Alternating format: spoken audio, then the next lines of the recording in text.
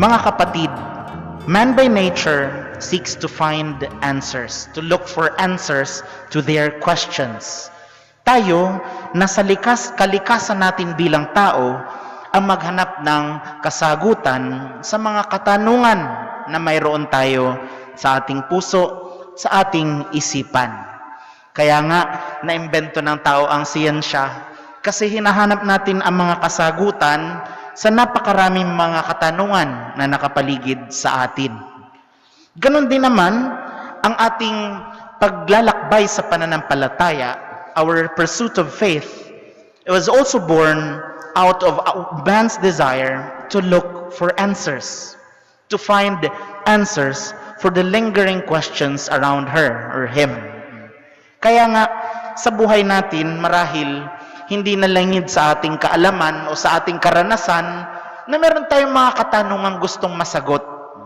Yung iba siguro would go as far as asking, what is the meaning of my existence? What is the meaning of my life in this world? Ano nga ba yung kahulugan ng buhay ko dito sa mundong ito? Itong ating mga ipinagdiriwang na pista ngayon, lalong-lalo na itong pinagdiriwang natin sa araw na ito, the Feast of the Epiphany, is also a way of God to remind us of a great answer. Because, the people of Israel has been seeking for an answer from God when God would redeem His people, when God would answer the pleadings of His people, na yung kanyang piniling sambayanan na Israel, kailan niya ito ililigtas at tutuparin ang kanyang pangako sa tipan. When would God answer to His promises and make true to His promises in the covenant that has been promised from the forefathers of Israel? And today, as we celebrate this Feast of the Epiphany, o yung pagpapakita ng Panginoon, ipinaalala sa atin ang pagkakatawang tao ni Kristo. So this feast, although we greet each other, Happy Three Kings, during this feast, ang talagang puso ng ating pinagdiriwang ngayon ay ang pagpapakita ng Diyos sa katauhan ni Jesus. Na itong Diyos, bagamat siya ay hindi sakop ng panahon, ng oras at ng mundong ating iniiralan, ay hinayaang magpasakop dito upang ipamalas ang kanyang pagmamahal, ang kanyang pag-aaruga sa atin. Na itong Diyos na ito ang yumakap sa katauhan mo, sa katauhan natin. Sa kabila ng ating mga kahinaan at mga pagkukulang, minsan pagiging kulang-kulang, hinayaan ng Diyos na maging tao ang kanyang pagpapakita, ang pagpapamalas ng kanyang pagmamahal sa katauhan ni Kristo. At marahil isa sa pinakamagandang elemento ng kwento ngayon na isang simbolo na maaaring magbigay sa atin ng napakagandang aral sa ating pagdiriwang ngayon ay yung kwento ng tala, the story of the star that was followed by the Magi. And this star, far from perhaps from being an actual star, could be something symbolic for all of us. Because in our pursuit for answers, in our search for the answers in our lives, sa ating paghahanap sa mga kasagutan sa buhay natin, marahil napakahalaga na meron tayong sinusundang isang tala. Isang tala na magdadala sa atin sa liwanag ni Kristo. Kasi napakaraming maaring sundan. Marahil may mga tao na sa kanilang paghahanap sa kasagutan, ang sinusundan nila ay yung kanilang careers. Siguro may mga tao na ang nagiging guiding light nila ay yung kung ano lang yung mga desires nila o kagustuhan. May mga tao siguro na sumusunod sa kung ano lang yung nararamdaman nila. Yung the impulse of the heart, kumbaga, bugso ng damdamin. Pero, ngayon pinaalala sa atin ang isang malinaw na pagtugon. Isang malinaw na pagsunod. Na bilang mga Kristiyano, inaasahan din tayo na tumalima sa isang bituin. na sa ating paghahanap bilang mga Kristiyano sa kasagutan, sa ating mga katanungan marahil na Panginoon, nasaan ka sa buhay ko? Panginoon, anong balak mo para sa buhay kong ito? Panginoon, nariyan ka ba sa buhay ko? Siguro, ang pinakamagandang paraan para matagpuan natin ang mga sagot rito ay yung tumalima sa bituin katulad ng mga pantas. Hindi mga kings, no? Kundi the three wise men. Na itong mga pantas na ito ay sumunod din sa ilaw ng bituin para makita ang liwanag ng sanlibutan na si Kristo.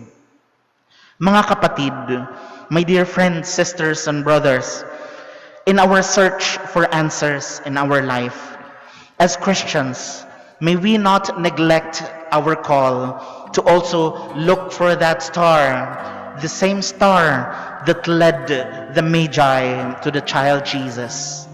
That in our journey, in our life journey, in our own faith journey, itong paglalakbay natin ay maging paglalakbay din patungo kay Kristo na nagkatawang tao upang ikay yakapin sa kabila ng mga sugat, sa kabila ng mga kahinaan, sa kabila ng mga pagkukulang, sa kabila ng napakaraming mga baggages natin bilang isang individual, bilang isang tao, na mayroong Diyos na ipinanganak sa katawan, sa katauhan ni Kristo upang ikay yakapin ng buong pagmamahal. So this is Epiphany, my dear sisters and brothers. God manifesting His love through the person of Christ for you and me. And the first message that we are brought before today, is the same message that the prophet Isaiah brings to the people of Israel in our first reading today. A message of hope. To never fail to look into that star, to follow that star that leads to Jesus. Secondly, ang pangalawang mensahe ng ating pinagdiriwang ngayon ay ito, na yung ating tawag bilang mga anak ng Diyos, bilang tagasunod ni Kristo, ay hindi lamang isang personal na tawag na kailangan gawin nating personal o private. Because our call is never a private faith. It's never a faith that is simply kept into oneself. But rather, like that star that shone to bring the Magi to Jesus, we are also expected to be like that shining star to bring others to Jesus. Na tayo na mismo maging instrumento ng Diyos, na yung liwanag niya ay masisilayan sa atin, nang sa gayon tayo ang maging instrumento ng Panginoon para sa iba. I remember when I was leaving Amsterdam to be transferred here back to the Philippines. You know, pag nagmisa ka doon, ang makikita mo lang ay kakarampot na tao.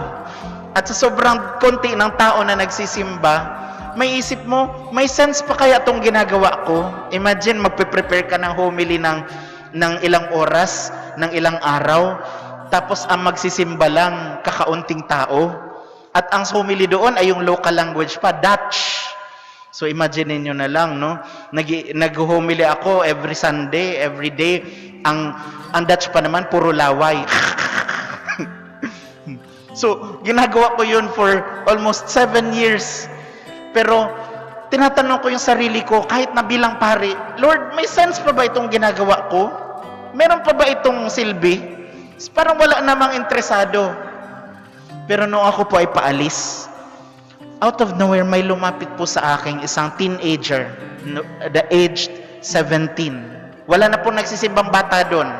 At bukod pa may lumapit sa akin na isang bata. At sabi niya sa akin, Father, thank you for being an instrument of God, for inspiring me.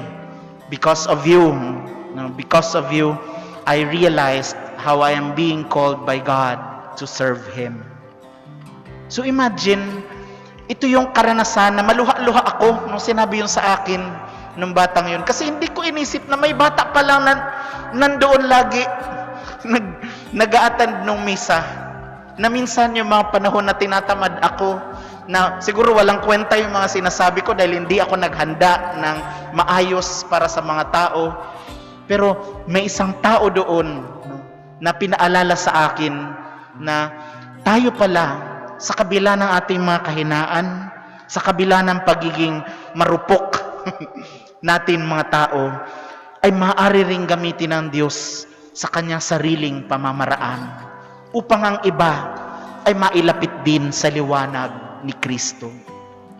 My dear friends, just as we journey in life to search for that star to find Jesus, we also never forget to play our role as Christians, to never fail in our call and identity as Christians, to be that shining star that leads others to Jesus. Because our being witness, our being a light and instrument of God, may not necessarily mean that we'll be doing and accomplishing great and audacious things. Because sometimes, even in the simple and little things that we do, doon sa mga payak at simpleng pagkakataon na ginawa nating maging instrumento ng liwanag ni Kristo, mayroon na pala tayong pusong naaanti. Mayroon na pala tayong pusong nadadala palapit kay Kristo. My dear friends, be that star that leads to Jesus. Amen. In the name of the Father, and of the Son, and of the Holy Spirit. Amen.